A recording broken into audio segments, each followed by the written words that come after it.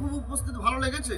আমরা মা মনসাকে মানি, চাল পয়সা দিব, আমরা বাড়িতে মায়ের পূজা করি, ঠাকুরকে দেখে আমরা ফাঁকি দিব না বাবা। তবে তোমার হাত থেকে দু টুকরো কেটে সাদা দুর্গা টিভির গাছের শিকড় আমাদেরকে বিনা টাকা কেটে দান করে রোগের জন্য করবো।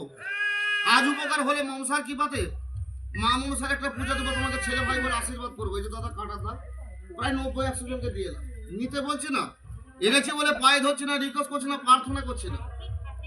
বলবো মা কি খেতে দিয়ে কি করে নেপছে সেটা বলে দিয়ে যাও মা, কোথায় থাকে সেটা আমি বলবো না।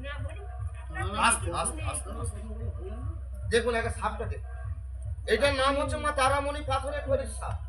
এগুলো পুরাতন বাস্তুর মধ্যে ঘোরাফেরা করে, অনেকে দিয়ালে খরিশ বলে।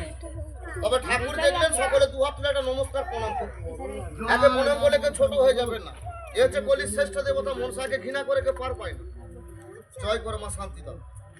সকলে দেখেছেন কেউ ফাঁকি দিবেন না, আজ এসে কালকে চাইবে না, বাটি করে চাল দিবেন, ওটা অশুভ।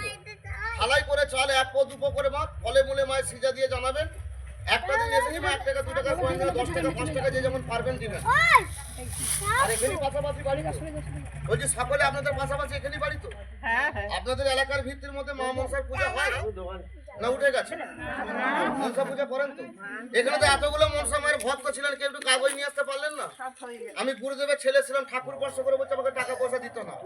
যদি বিশ্বাস হয় একটু করে কাগজ নিয়ে আসুন, যে কোনো রোগের নাম করে পড়বেন, কাজ হলে মন্দিরে পূজা দিবেন, আমাদেরকে টাকা পয়সা দিতে